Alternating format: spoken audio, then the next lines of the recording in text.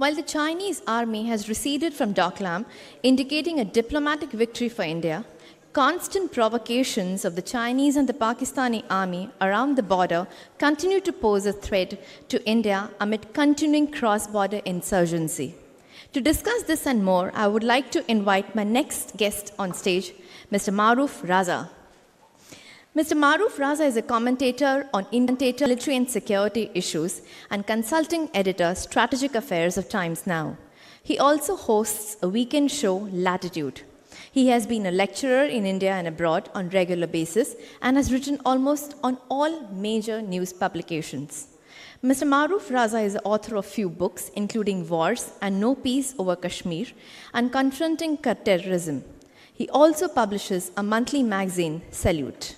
Mr. Maroof Raza served as an officer of Indian Army during 1980 to 1994 and has been a visiting fellow at the CPR, Delhi, the Stimson Center, Washington, and the War Studies Department of King's College, London. Mr. Maroof Raza. Okay. Good afternoon, ladies and gentlemen. I believe we are pushed for time. So do I have your permission to start, or do you want to wait for a while?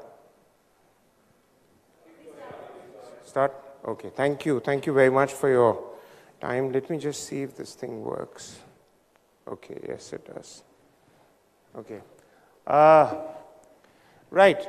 I'm going to run you through over the next 30 to 40 minutes on the various security challenges that we face as a country, and why I think the organizers have rightly brought this issue up is because, if things become bad, obviously investor confidence in India and its economy is going to go down. To go back to jog your memories, you will remember this attack on Mumbai, 26/11.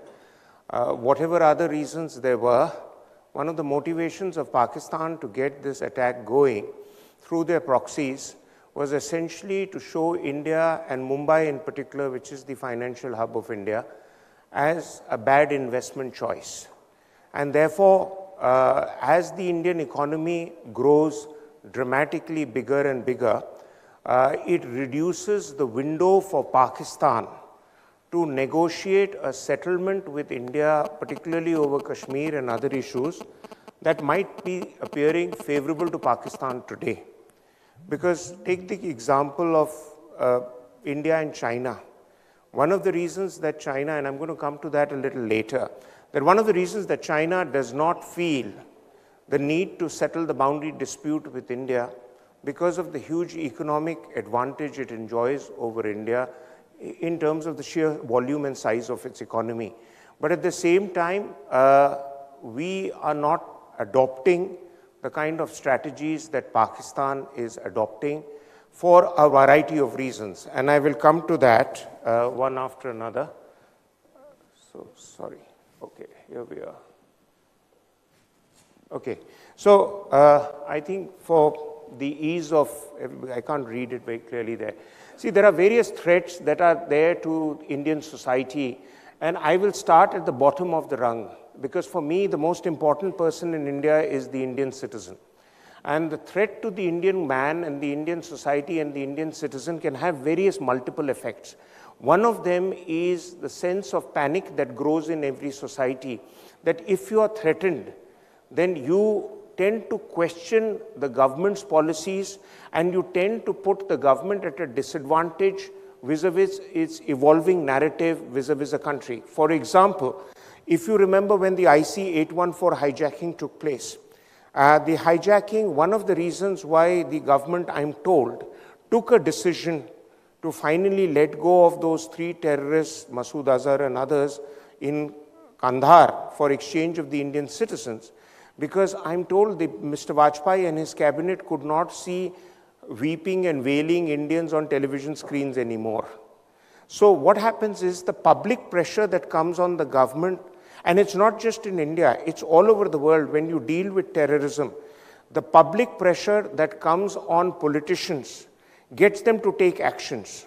A recent study on the threat of Islamic militancy by Jason Burke, who used to be South Asia correspondent for The Guardian here and is a worldwide now recognized good book on the subject. He said that politicians all over the world calculate and hedge their bets in a way that how much can I push the card as far as the citizens go. And if beyond a point he's seen to be pushing and not doing enough, then the politician and the political party is on borrowed time. So your adversaries work on the citizens. The second area they work on, obviously, is threat to business and industry. Now, this comes from all stages. While the Tatas can bounce back with the 26/11 attack because they have the resources, and some other big companies can, medium and small-scale enterprises and small financial houses, which many of us are associated with, in one major attack will probably never bounce back. And that is really the challenge for governments to ensure that not just the protection of big business houses and industry, but medium and small scale enterprises. And terrorists tend to target that. Terrorists tend to target those that appear to be vulnerable or those that exhibit signs of gaps in their defenses. So if you look at David Headley's statements when he planned the 26/11 attacks, his purpose was to scan various parts of India from the National Defense College in Delhi, which is one building, the top level of military learning for military officers from India and abroad, but it would be a symbolic hit. So symbolic hits are as important as quantitative hits, that you can have multiple blasts in a city, in a market area, and completely make the whole business stranded there, as you had in the Johri Bazaar in Mumbai. So, it is not one thumb rule. The difference, and I can say with some humility, that I am a student of conflict. And I have studied conflict, and I have been in conflict for the last 4 decades. And one of the things that I've learned is that there is a huge difference between conventional conflicts, as we know when you are dug into your trenches and you know there are 1 or 2 directions from which the enemy will come. This is a war that you have to fight in the shadows, because your guy who's your adversary, he's there somewhere where you cannot tell. And the most demanding thing for the security forces is the huge sapping of your nerves, because there are no timelines. There are no deadlines on which at a particular time somebody will attack. The next point to understand is they want to cripple critical infrastructure. Why cripple critical infrastructure? One major attack on a power plant that supplies to, say, a better part of a big city would put us out of business for weeks, if not months. And do you know the financial implications of that? I'm not good enough with numbers, but I'm sure any of you can calculate that. The second critical infrastructure attack could be to just unleash the waters of your dams. The third critical infrastructure attack could be to cause mayhem at railway stations. And you see the stampedes that will follow. It happens sometimes in religious events in India. The next critical infrastructure attack, but this one was most unlikely to happen because it's very heavily fortified, are the nuclear infrastructures. And as we know, under the Indo-US nuclear agreement, it was debated in great detail. There are nuclear power plants and there are nuclear power plants. So there are power plants which are for civilian purposes. There are power plants which are there for nuclear weapon systems. And most importantly, there are small chemical plants in cities which are often badly guarded. And if one small suitcase bomb goes off there, then if the wind direction is favorable to the terrorist, and it wouldn't be too long before they start studying wind directions, because they are studying everything in a methodical manner. Today's terrorist is not your dirty-looking, unshaven, skullcap-wearing wacko. He is a smart engineer. He is a highly qualified guy. And he is scientifically approaching the problem on how to destabilize you and your economy. It is part of a bigger game. It is a game that a weaker power plays against a bigger power. And unlike America, and people often say how America was fortified after 9/11, is America has the advantage of two oceans on either sides, and north and south of it, two countries which are not necessarily hostile. We have huge territorial borders, and even in the line of control, which is heavily fenced, every year the winter snow cripples the fencing to a level that it takes months and years thereafter to bring up that fence all over again. And while you are building up the fence, people are firing at you. So you're not just standing there and putting poles and barbed wire. You're actually doing it at night time in silence so that you're not getting hit by stray fire. Under those circumstances, those fences come up till the next winter where it gets crippled again. So your boundaries are not completely secure. And most importantly, and I'm going to come to that, is that what the terrorists do is have started creating groups within your society who are alienated and who can be contacted to create great impact. The Karachi project is infamous for that. I'll explain that to you a little later. As also, using groups like Indian Mujahideen and using various other disaffected parties. So quite clearly, the job of the Indian security establishment is very vast, and I'm no apologist for them. They can do a better job. Unfortunately, we have a very forgiving attitude. So the people who were responsible for the blunders of 26/11 were not sacked, but allowed to glamorously retire or shifted to other positions. Unlike elsewhere in the world, heads would roll. Here, heads don't roll, because once you join the government service, you're in service for life, because even after retirement, you become part of some committee, like the current Home Secretary has just been appointed as the CAG. So you continue to enjoy the Gadi, Bangla, Batti, all that for the rest of your life. Now, high-profile government institutions and buildings. These are often targeted by terrorists. Now, these are not necessarily to do away with your leadership. I make this very open statement, ladies and gentlemen, that to assume that your current or past political leadership would solve all of India's problems is giving them too much credit. Politicians are often good at winning elections. They rely on bureaucracy for inputs on how to get on with the job next. So if they were to be targeted, it would be more symbolic. But as Jaswant Singh once said in his very profound manner, that the graveyards of India are full of those who we thought were indispensable. Okay? So don't worry too much about who will go. But it's the symbolism. And I have often argued that, it was that one attack on the Indian Parliament which galvanized and energized our entire political leadership to call for war against Pakistan. But thousands of Indians who had died in the valley and elsewhere, and it didn't seem to have got under their skin for them to call for war against Pakistan. Absence of conflict, ladies and gentlemen, is not peace. We have been at war with Pakistan for more than 25 years. Because please understand, the transformation of conflict has become in a way that conflicts today are not going to be tanks rolling on the plains of Rajasthan or aircraft strafing and bombing cities. It is going to be nerve centers which will be targeted, which will have much more dramatic impact on your psyche as a people, on your economy. And this is what they tend to target. Do you also know, and it's a point I have made earlier in some talks, that the target of the parliament attack originally of the terrorists was the Delhi airport. But airports all over the world kind of enjoy gold brand security. So therefore, they went to the Delhi airport, could not target the Delhi airport effectively, and they went for target 2, 3, 4, what it was. Somewhere down the line, the parliament figured out. It was not as well protected then as it is.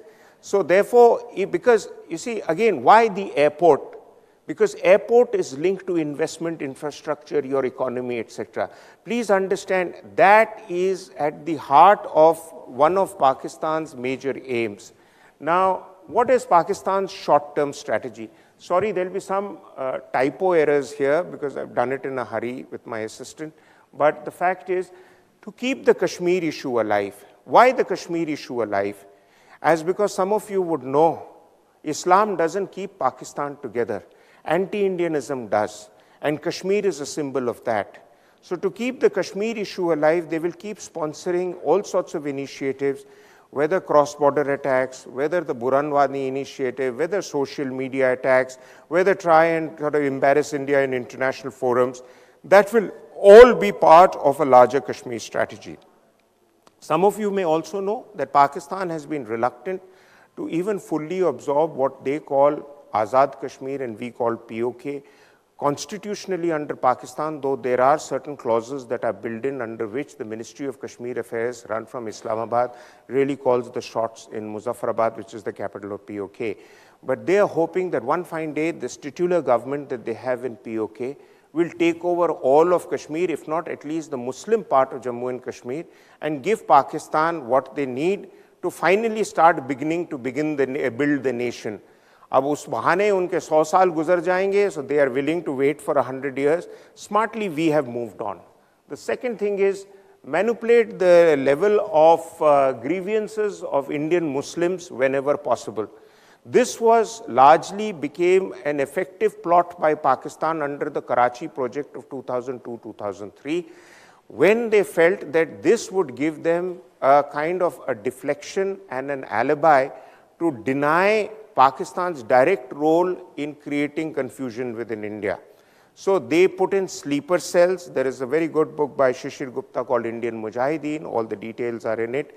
And they put in sleeper cells. They do blasts. They try and reach disaffected parties and therefore create a volume of support base. I call it somewhere down the line the so-called Azamgarh model also. And Azamgarh was one place which, interestingly, some of you might not know. General Mirza Aslam Beg, who crafted Pakistan's strategy, which is obsessive about Afghanistan, actually studied in Azamgarh and played more hockey than he studied and thrashed one of his school teachers with a hockey stick and became quite reputed for that till he went off to Pakistan and became Pakistan Army's chief. But the fact of the matter is that Azamgarh is a place where a lot of people who are otherwise qualified but were not getting a break in the Indian system as they assumed they should have. And therefore, they took the train to coastal areas like Bombay and elsewhere, and then took a boat to other coastal areas and developed a kind of resource base for themselves to come back at some stage to build up this volume which would work against the Indian Union. So you have to understand the whole cycle, how it is panning out, and this all comes, and this is linked to the economy, ladies and gentlemen, areas which you people are specialists in and I'm not. That the economy itself is the answer to a lot of problems. In a way, it is the answer to the Kashmir issue also, though Mr. Hasib Saab may have slightly more nuanced views about it. But as I told Mr. Advani once, I said, you solve the problems in Kashmir, you won't have a problem of Kashmir. And in Kashmir, is you address the political grievances, you address the stability, you address the economic aspirations, and you will not give Pakistan as a consequence a chance to play around in Kashmir. So let's go back to this. Then create communal riots in India. Communal riots is something that reinforces Pakistan's narrative of two-nation state. That हमने बोला था साहब मुसलमान और हिंदू साथ नहीं रह सकते, देखो किस तरीके से लड़ रहे हैं. So whether it is in Gujarat, whether it's elsewhere, so we have to be extra cautious. And I remember, I don't know, Shaheen Saab may have a more detailed understanding, but hearing Mr. Engineer once, the great social worker of Mumbai, saying how he and many other elements tried very hard to try to create reconciliation even despite the Mumbai blasts and various other things. So we have to be very careful to come to knee-jerk solutions and knee-jerk responses. कि साहब उधर blast हुआ है तो उसने किया था. अभी most latest in the news is the Colonel Purohit saga. And evidence has shown, this morning I've just written an article on it, that actually Purohit was made a scapegoat out of a new narrative that was emerging out of Raisana Hill, which was basically to show that right-wing Hindu fundamentalists have taken over the entire terror plot in India and Pakistan can be given a clean sheet. Pakistan cannot be given a clean sheet for a variety of reasons. I'll get into it eventually. But the Karachi project I explained. And finally, and most importantly, post-2611, a message has gone out to Pakistan and which has now gone out more vigorously under the Modi government, that listen, don't push us too hard. because our ability to respond will be so severe that you will be debilitated and you will cease to exist as a viable state. So, let me explain the matrix to you. What happens is that in today's conflict scenario, they will do a short terror attack. You don't respond, they will do a slightly bigger terror attack. At somewhere down the line, public opinion will force the government to respond. And if you don't respond in a cogent, coherent manner, then your response goes flat. But if you respond in a coherent manner, it will see a counter response. And when people talk of countries having nuclear weapons, please understand that just because you have nuclear weapons, you don't press the button on the first day. Studies have shown that in the India-Pakistan standoff in 1987-88 brass tacks, at the highest levels of tension, military commanders both in Pakistan and India showed the greatest degree of reservation against use of nuclear weapons. And even recent 4 war games carried out internationally have again shown that military commanders in both Pakistan and India had not built in the possibility of the use of nuclear weapons in the event of a conflict. And Pakistan's boast that they will use small baby nukes called tactical nuclear warheads in the event we roll troops into Pakistan, in the event of another Mumbai-type attack, would lead to nuclear escalation is a figment of Washingtonian imagination. Because people in America love to believe that there is a crisis where America needs to go and solve the bloody problem. It's another issue that they create problems which they can't solve themselves, as we are seeing in the case of North Korea, which not just today, but for decades has been fed by the Americans. And today they are saying, just give me $5 billion more and I'll shut up. And Mr. Trump is now having disagreements with his foreign secretary and his defense secretary on how to deal with it. Now, the point is that in our case, we have made it known to Pakistan that when Pakistan, see how it worked was, in the event of a terror attack on India, India would roll troops out. That's what some journalists were also howling mad after 26/11 on Mumbai. I was one of the ones who said the troops will not roll, for the simple reason that you don't just put in troops into battle if there is no objective to be gained. What is your objective? Do you want Lahore? Do you want Islamabad? Do you want Sialkot? Or do you want to just go and teach them a lesson? So it was only after that that we defined what our objectives were. One of our objectives was that swift, sharp military action to tell Pakistani citizens, not their military, wo to hum handle kar sakte hain, to tell their citizens ki boss, your country is not the fortress that your guardians say they have made it out to be. We can enter at will, we can go out at will. The surgical strikes were done to that effect. The second thing to understand is that in the event of a military operation, will Pakistan use tactical nuclear weapons, which is baby nukes, to hit your troops? It would not. I have said it on television, I have written about it, for the simple reason that if they were to do that, your troops would already be in Punjab. And tactical nuclear weapons have a range of 3 to 5 kilometers. And when you hit in 3 to 5 kilometers, the Pakistani generals, 80% of whom come from Punjab, would be killing their own relatives and their own villages, and not Indian troops, because they would not be nuking Indian territory. They'd be nuking Indian troops in Pakistani territory. So there's a reluctance. But now we have said another thing, that if you do use nukes, we are not going to graduate, because nuclear weapons really work on force, counter force, force, counter force. So you use 2 nukes, I'll use 4, I use 4, you use 8, it goes up like that. We said, no way, you use 1, we will use 100. And we will destroy you from the face of the earth. Are you willing to go that way? And that, let me tell you, every fat general of Pakistan who has relatives in America doesn't want to go to Jannat so easily. He wants to send jihadis to Jannat. Okay, so please understand, so therefore, the possibility of conflict escalating to a level is minimal. Next, long-term agenda. So long-term agenda is not to see a prosperous secular India, because that contradicts the idea of Pakistan. Create terrorists within India, use terror machinery, which Rawalpindi can control, whether it is through Lashkar-e-Toiba, Jaish-e-Mohammed, Hizbul Mujahideen, many of them now getting Chinese sanction, and I'm going to come to the China factor. Support separatist groups, JKLF and Hurriyat, to show that we are providing moral support to the Kashmir issue, we are not providing physical support. But Pakistan's strategy in Kashmir has been always multi-pronged. There is the moral dimension which they try and exercise through this, give them freedom.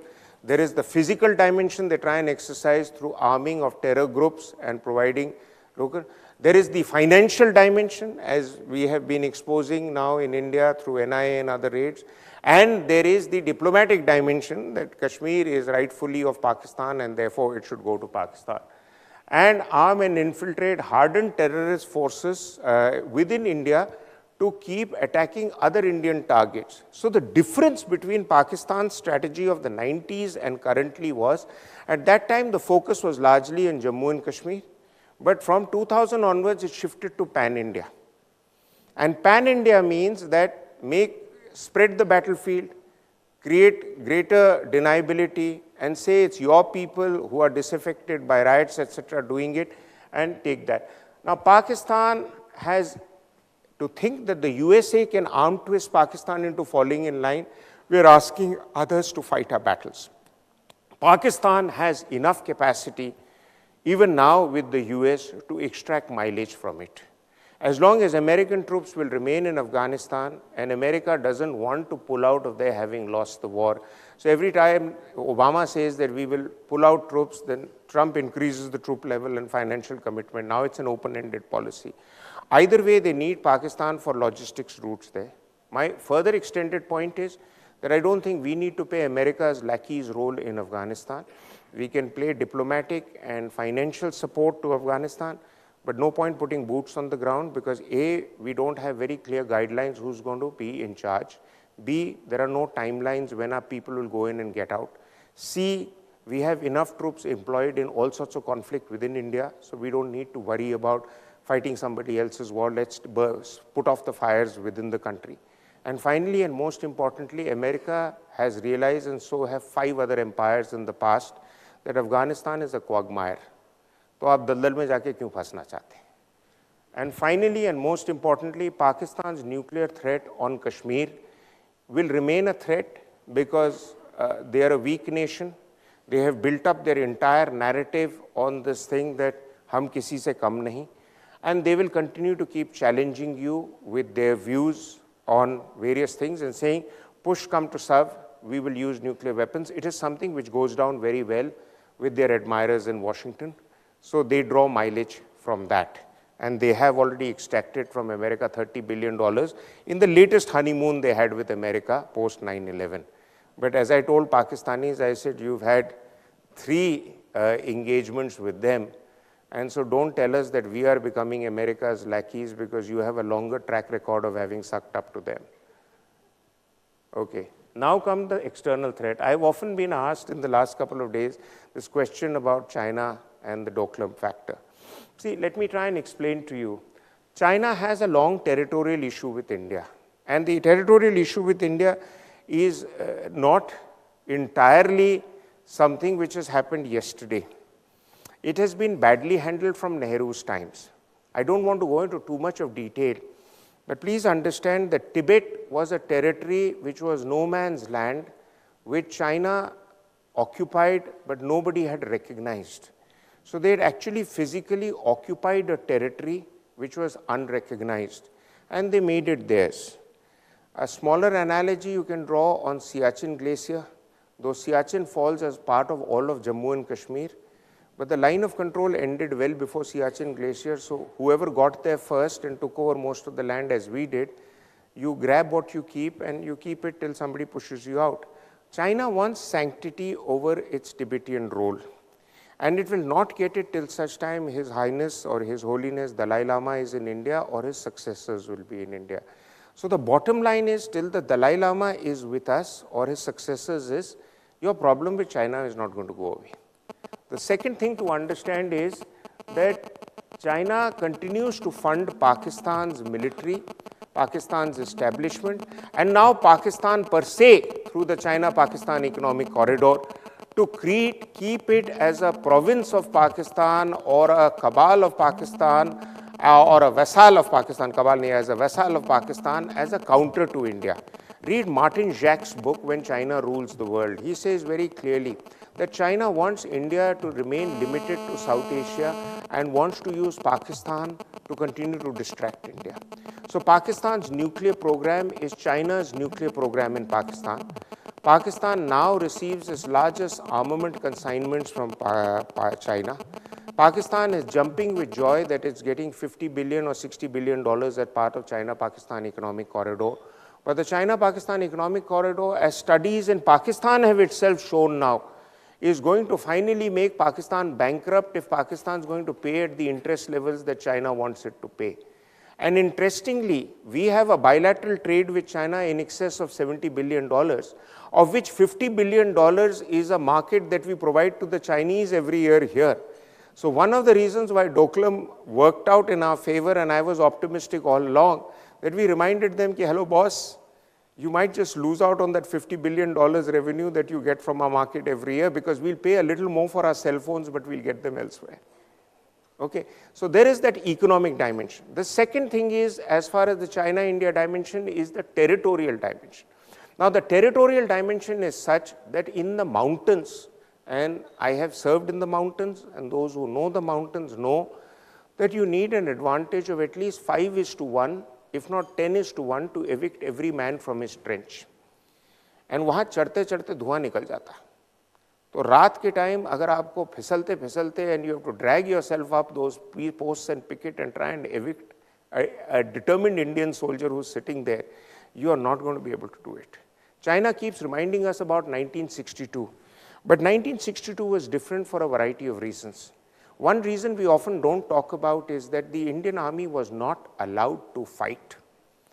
Whereas when the Indian troops were allowed to fight in World War I, World War II, 47, 67, 71, 65, 89, in all cases we accredited ourselves with courage and with fair amount of dignity and aplomb as soldiers. So the fact of the matter is, if the army is left to do its job on the borders, China cannot push you off.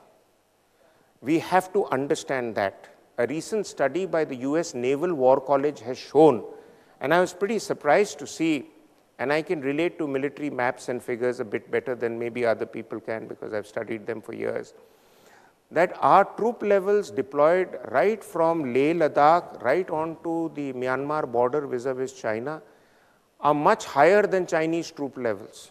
Now, they have better infrastructure on the Tibetan plateau. They can pull back and they can pull in troops very quickly to try and attack us. But when you start pulling in troops, as General Bakshi would correct me if I am not wrong, because he's the good guru on military matters, that when you start pulling in troops very quickly towards your border is the first telltale sign that you are planning something militarily. And therefore, if you are going to give away surprise, you are not going to have a battle to your advantage. So that is the second territorial dimension. I'm talking about China, India, this thing. The third thing is the maritime dimension. Please understand that our Navy enjoys a much bigger advantage over the Chinese in a very vital part of the world, which is China's economic line, which is essentially from the Straits of Malacca right up to the Gulf area. And right now, in the event of a conflict, there would be serious choke points exercised against the Chinese Navy. जब उनका Gwadar port पूरा functional होता है, जब उनके aircraft carrier दोनों fully operational होते हैं, अभी तो स्टैटिक एयरक्राफ्ट कैरियर के ऊपर वो लैंडिंग और उतारने का कर रहे हैं, हमारे पायलट्स तो एयरक्राफ्ट कैरियर पिछले 55 साल से चला रहे हैं. So our guys are pretty good in the job, and I have spent time on the aircraft carrier, and believe me, as Neil Armstrong said, that the toughest thing to do is to land a fighter aircraft on a dark night on a moving aircraft carrier in the sea. It's tougher than landing on the moon. And our chaps do it every night. So quite clearly, our boys are there. They are in good shape. Militarily, we have nothing to worry about. Economically, as I told you, the advantages are not entirely all in China's favor. And most important, diplomatically and strategically, we have conveyed a message to our neighbors, Pakistan and Bhutan, that on Pakistan, don't count too much on China. And Bhutan, we can stick out for a friend.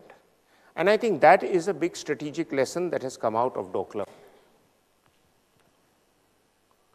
Islamic militancy. Now, this is the last part I'm coming to because the rest of the seminar is going to be on that.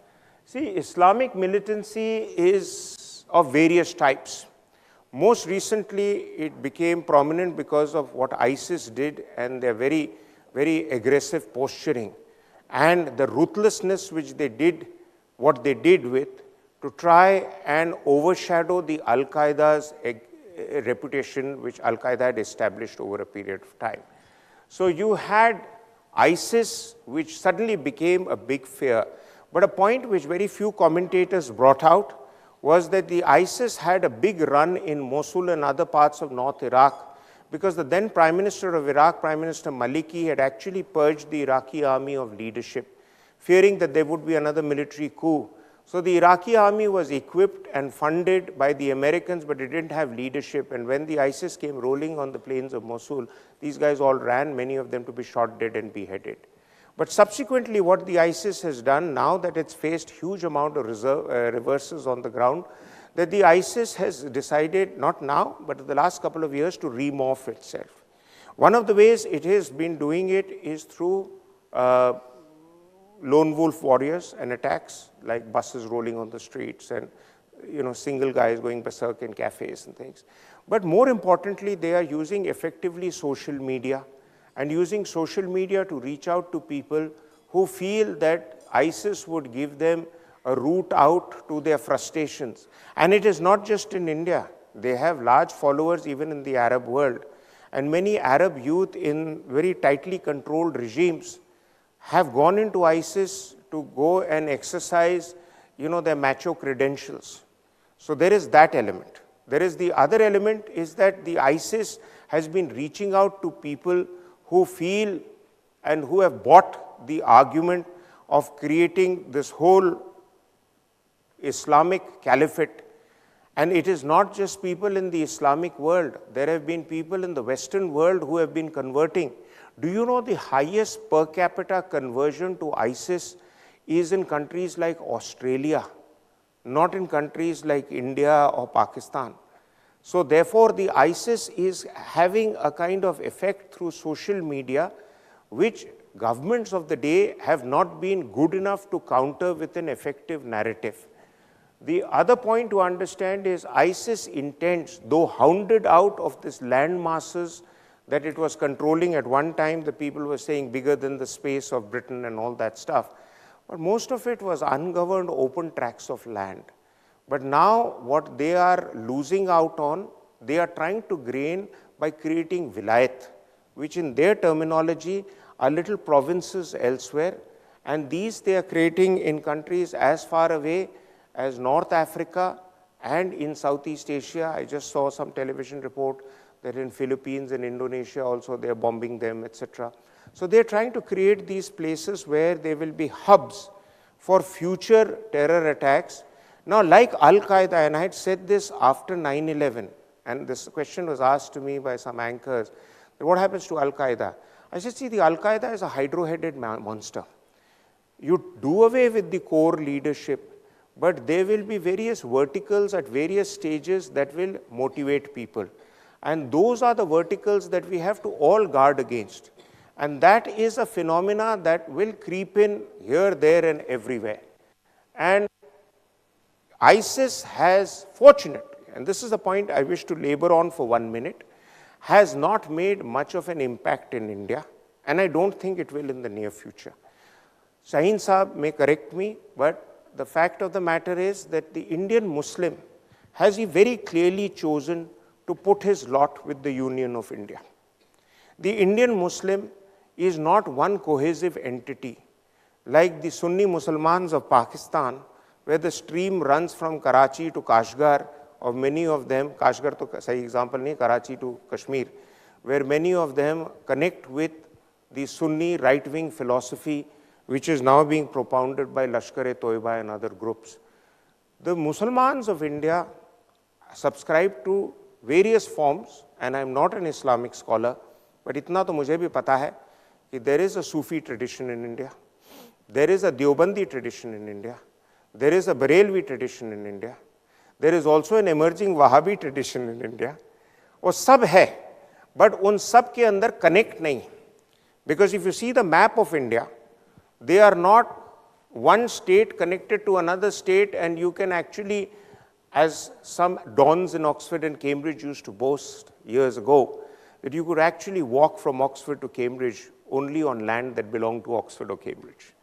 But you cannot do that in India, that you cannot walk from coastal India, where the Wahhabi culture has begun to trickle in, to perhaps eastern India, all over, connecting to areas where there are Muslim pockets who may or may not be sympathetic, but there are Muslim pockets who you can at least relate with in terms of La ilaha illallah Muhammad Rasulullah. उसके आगे आपका क्या interpretation है वो बात अलग है और वो आप समझाएंगे sir. So there is that factor. Sorry, forgive me. Okay.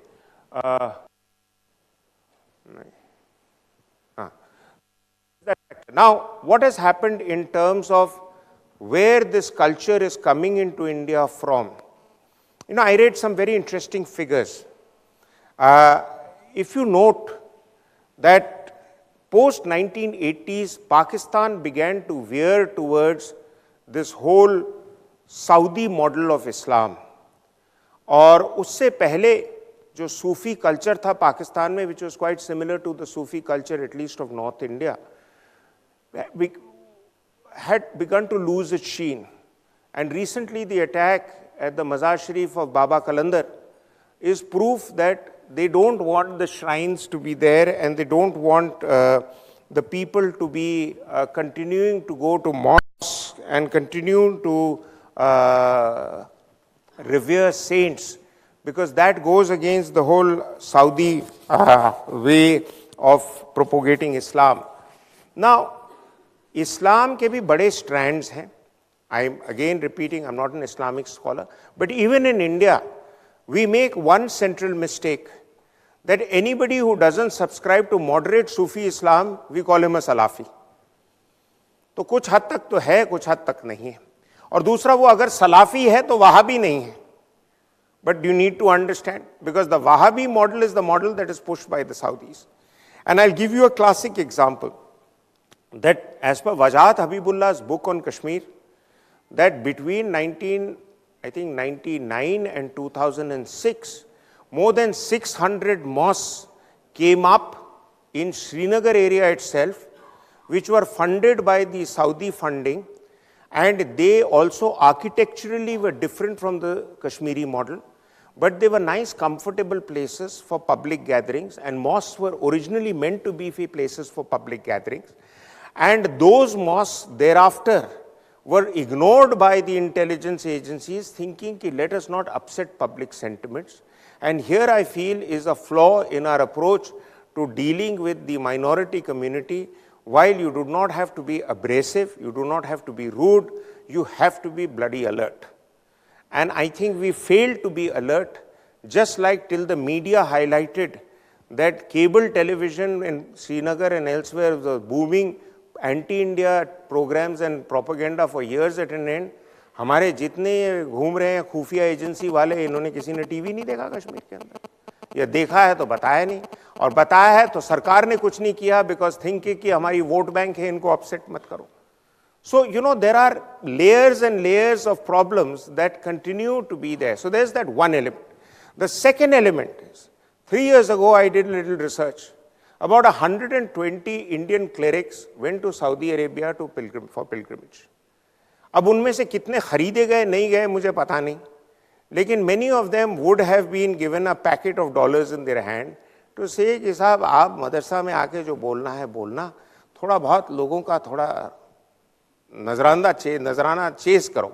Now the fact is that, you know, it is not just the मौलाना जो बेचारा उर्दू बोलता है, वो तो बेचारा है ही कॉर्नर्ड, लेकिन जो अंग्रेजी बोलते हैं डुअल लैंग्वेज मौलाना, वो ज़्यादा डेंजरस होते हैं, because they speak something else in English and something else in the local language. So when you go and the English media goes and picks it up and says, you know, I mean, that guy was saying the right things, but at the same time, what he was saying to the other masses, maybe the person has not been able to connect with or to be able to understand. So we have to be cautious. The point I'm making is that, ladies and gentlemen, we need to be very, very aware about this virus that could spread. Now, there has been this big news that so many Indians have joined ISIS. I've just done a television program, which will get aired one of these days, on the future of ISIS. And Mr. Kamar Aga, a very eminent journalist, has gone on record on my show to say that he had a meeting amongst some other journalists with the Prime Minister, and the Prime Minister himself said, only 6 Indians have been actually finally identified to have strong links with ISIS. वो बाकी जो गए थे वो driver cook मसालची type थे, वो थोड़ा कमाने गए थे, वहाँ पे तो मीनियल जॉब दे दिया गया. Because you don't become part of core ISIS and fighting elements unless you speak Arabic, unless you are one of them. Please understand, all terror groups are very secretive in nature. That is why nobody could get to Bin Laden till much, much later, or al-Zawahiri, because the thing is they don't trust anybody. मेरा एक commanding officer होता था फौज के अंदर. He had served also with intelligence agencies. And he used to always tell me, he says, मारूफ एक intelligence का एक पहला वसूल होता है, अपने बाप पे भी शक करना. Right? So the thing is, intelligence agencies do that, and the terrorist does that even more. So therefore, to assume that just because you click on a few buttons on your laptop and say, I want to join ISIS, somebody will come and give you a white horse और कह जा हो जा घोड़े पे सवाल और निकाल दे अपनी तलवार. ऐसे नहीं होता है. It is far more complicated. The Saudi clerics, as I said, that factor I brought out. And now finally, the last threat, which is not completely related to what will be the following seminar, which I'm really looking forward to the 3 eminences speaking there. But the fact of the matter is that India has had this low-lying, low-key insurgency, which has been going on in the northeast from 1954. We have dealt with them in bits and pieces. There is no comprehensive approach and comprehensive strategy. So there are some gains and some losses. But I think the bigger threat is of the Nakshal problem, because we don't have a comprehensive understanding, nor a strategy, nor a will on what to be done. So you had Prime Minister Manmohan Singh in his tenure twice make those very soft appearances. It is the biggest threat to India. But uske baad wo bhul gaye sahab. So the fact of the matter is, it is the biggest threat to India. So if it is, what are you doing about it?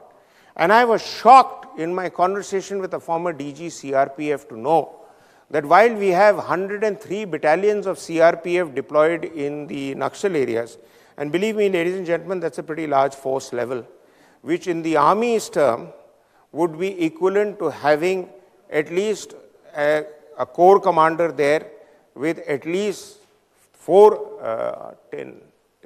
I mean, it'd be like a command, the entire level that we have deployed in J&K.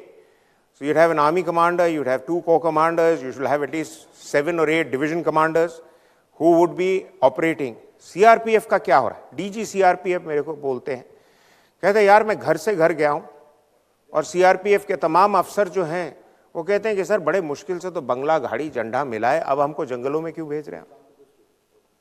Right? So therefore, it is important to understand that every man in uniform is not a soldier.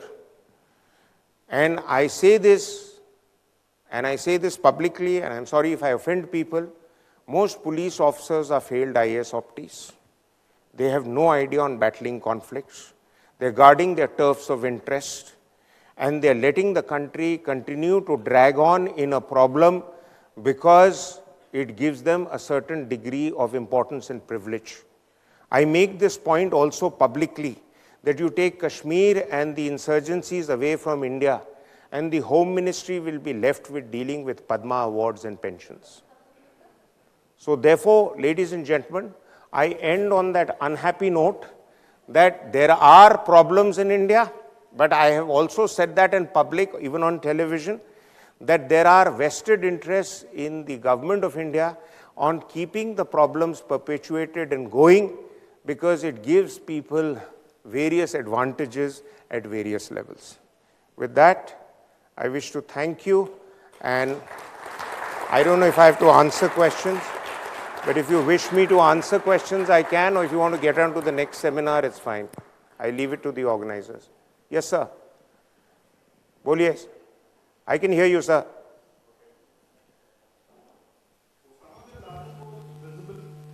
Dadi.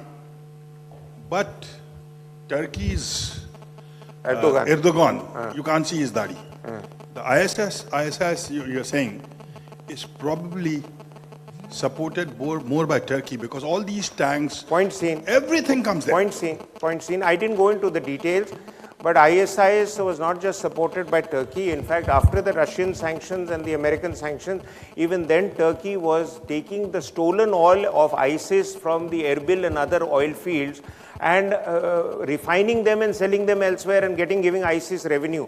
और उससे पहले ISIS बनने से पहले Qatar, Saudi Arabia and others were all funding the ISIS because they did not want a counter to the monarchies in the Arab world which were being provided, good or bad, by strongmen like Bashar Assad, Hafiz Gaddafi or Saddam Hussein in the past.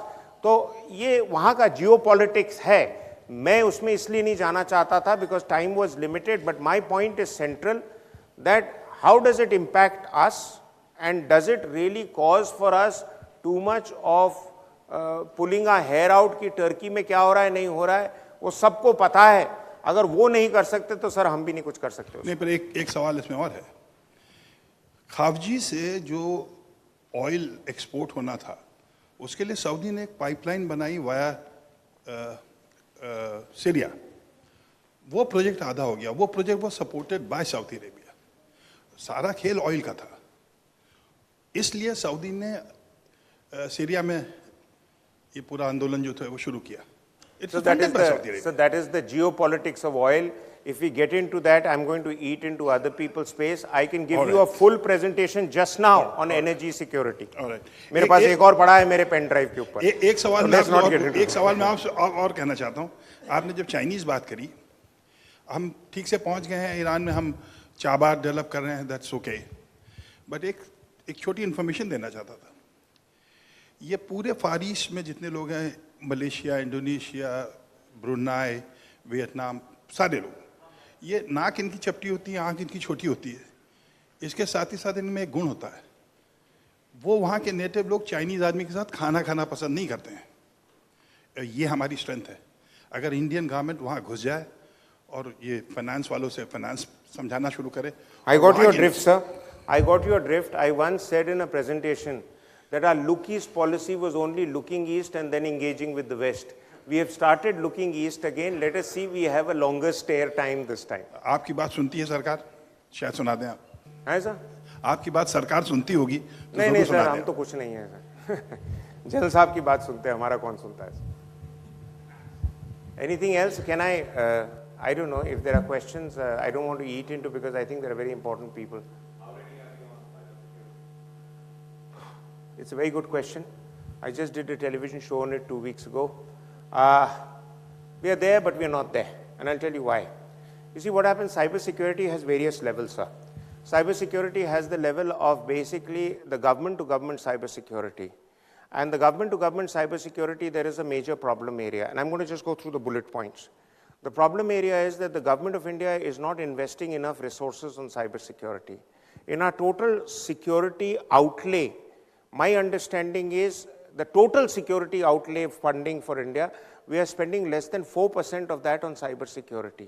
But the impact of a cybersecurity attack on India would be so dramatic that your tanks and aircrafts and all would be going in different direction if people get the GPS coordinators right and move you in a direction which you don't want to move.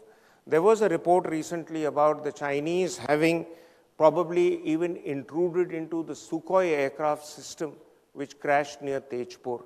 Now, Sukhoi is meant to be very safe and a very powerful aircraft. In fact, the Russians have twice used the Sukhoi 2 years ago to debilitate and completely paralyze 2 American ships in the Black Sea because of the Sukhoi jamming the systems of American ships, which had to be tugged back to the American ports in the Black Sea. So the fact of the matter is that military technology is moving very rapidly. We are not investing in it. The reason why we are not investing in it, that many of the people who, as I said, police officers are everywhere. So the police officers who are heading the various cyber initiatives are basically clueless about कि साहब अपना email का login मैं कैसे करूं. अब वो आपको बना दिया है क्योंकि साहब DG रैंक है, वहाँ बैठे हैं कि उनको कुछ ना कुछ तो औहदा मिलना है because 35 साल उन्होंने वर्दी पहनी है, so they will either be DG NDRF or DG ITBP or DG cyber security or whatever. You need hands-on people. You need a geek brigade. You have some very bright guys in the country and nobody is investing in them. You are not creating a new cyber army of our kids who will run circles around you and me in 5 minutes. The army, funnily, we call them a bunch of woolly-headed characters, but my love is still with them and the likes of General Bakshi. They have started creating geek brigades. Because they've said, yaar, in log kare ya nahi kare, kam se kam hum to apna infrastructure guard kare. So the services are really on the ball, but the problem is that all the sanctions have to come from the Babu. And the Babu has another Babu who sits and types his emails because the Babu is too shy to sit and type the email. Sarkari daftar to gaye honge, sir. So there is that problem. There is the other problem is that the cyber security infrastructure in the country has no very clear-cut command structure as who is in charge. How do you divide it into various levels? There has to be a space command. People are talking about it, but we are bloody well dithering about it for years till we get hit in a big way. I know of people in India who have made such dramatic headway, and young majors in the army, they can get into any website anywhere in the world. क्योंकि फौजी अफसर है, वो साहब south block में नहीं जा सकता without going through his general साहब, and general साहब will tell us how difficult it is to go past general साहब, right? अब वो नहीं जा सकता तो उसकी बात कोई सुन नहीं रहा है. अब वो माऊ में बैठा हुआ है, Military College of Technical Communications and Technical Electronics, and he is coming up with these whiz solutions, but nobody is taking his solutions seriously because he is not part of the bureaucratic network. So what we need to do is, and then interestingly, the industry is a big defaulter. Why? Because the industry is not sharing information with others in the industry for fear कि साहब मेरी company को बुरा दिखाया जाएगा कि मेरे ऊपर साइबर अटैक हो गया, तो मेरे बैंक से पैसा निकल गया, तो मैं क्यों बताऊं? एक आध केस हैं यूनियन बैंक वाले जिन्होंने recently they proactively did it and they saved $167 million heist. Otherwise, people are not able to really exchange. The trick is to constantly be on parallel line. The chief security officer of every bank, every financial institution must be speaking to others. They must be encouraged by CEOs to go for monthly conferences, share best practices, get a geek brigade going. It doesn't cost you very much, less than hosting a conference like this. But the fact is, you have that, and believe me, you're secure. Because otherwise, some of your aircrafts will take off and they won't be able to land. Because the ATC will be jammed. It's happening. In Jammu, it has happened very often that when aircrafts come to land at Jammu airport, they hear Pakistani songs. और वो pilot complain करता है कि साहब मैं अब कैसे land करूं, मेरे को तो कोऑर्डिनेट्स नहीं मिल रहा है. Then he switches on to Northern Command's military frequency. Northern Command gives him directions to land and he lands. So at the end of the day, point I'm making, that even in the cyber security area, it is the forge which has basically got its act together. We have to, gentlemen and ladies, let me make this final point. You want to be a big power, you will have enemies. For heaven's sake, prepare yourself to battle those threats. And if you want to be Ganga Maiya and बहते रहें, तो फिर आपको आपकी किस्मत मुबारक. खुदा हाफिज़.